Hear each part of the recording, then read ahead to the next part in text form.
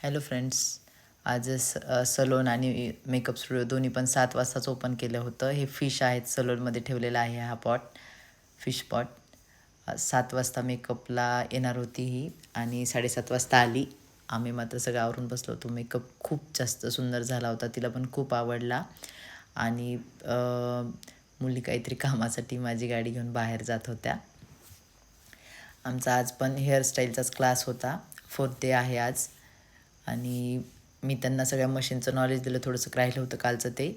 आणि स्ट्रेटनरनं कर्ल कसे करतात तर मी ते शिकवत होते पोरींना, की जेव्हा पण आपल्याकडे एकच मशीन असेल तर त्याने पण आपण खूप सारी यूज करू शकतो.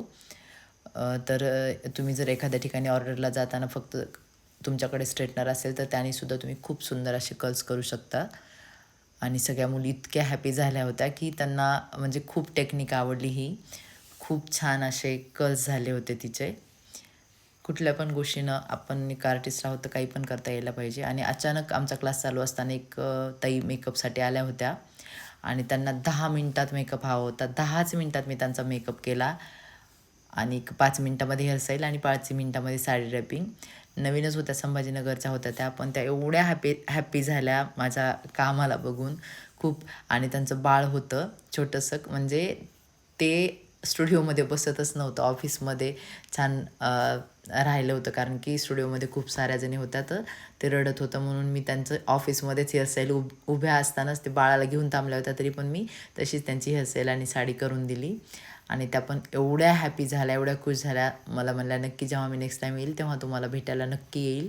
खूप खुश होत्या, खूप आवडला त्यांना मेकअप आणि हेअरस्टाईल्स, सगळ्याच गोष्टी. म्हणजे आपल्याकडनं क्लायंट हॅपी होऊन जायला पाहिजे कधीही. आणि नमूचा बर्थडे होता, तिने सगळ्यांना पार्टी दिली होती, समोसे. आणि मी पण खाल्लं.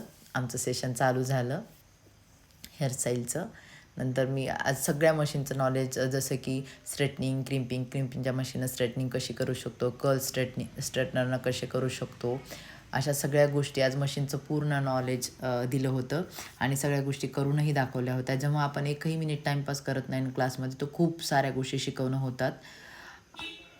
आता ही म्हणजे मॅगी कर्ल करून दाखवत होते. आणि जेव्हा मॅगी कर्ल पूर्ण हेअर करून घेतले तर तेव्हा त्याच्याने आपण बन किंवा दुसरं काहीतरी पण, दुसरी एखादी हेअरस्टाईल पण क्रिएट करू शकतो. हे पण मी त्यांना दाखवलं, कारण की मॅगी कर्ल करायला एवढी सारी मेहनत करून नंतर ते कर्ल वेस्ट नाही जायला पाहिजे. त्याच्यामुळे मी त्यांना सुंदर असा मॅगी कर्लचा बन करून दाखवला, ज्याला मेसी बन पण म्हणू शकतो किंवा मॅगी कर्लवाला बन पण आपण म्हणू शकतो.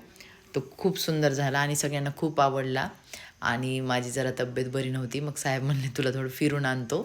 मग थोडं शॉपिंग करूया म्हणले. त्यांना वाटलं की मला म्हणजे मी आजारी आहे खरंच, पण त्यांना वाटलं की थोडं बाहेर नेऊन आणल्यावर मला छान वाटेल. मग आम्ही थोडं बाहेर गेलो आणि त्यांनी विचारलं की काय घ्यायचं, पण मला काहीच नव्हतं घ्यायचं. त्यांनी मला थोडंसं म्हणजे गोल्ड घेतलेलं आवडतं म्हणून मला त्यांनी काहीतरी घेऊ म्हणले, रिंग वगैरे. पण रिंग माझ्याकडे आहेत खूप साऱ्या. मग मी छोटे छोटे इयरिंग्स घेतले. खूप सुंदर इयरिंग्स भेटलेत. आणि ते मला म्हणले पण होते की जेव्हा तुझा क्लास स्टार्ट होईल तेव्हा मी तुला काहीतरी घेऊन देईल. त्यांनी खूप छान असे मला इयरिंग्स घेऊन दिले, मला पण खूप आवडले. आणि त्या ताईंनी मला घालून दिले. आणि थँक्यू, तुम्ही सगळेजण मला एवढा सपोर्ट करताय. खूप जास्त प्रेम द्या. Thank you so much. थँक्यू.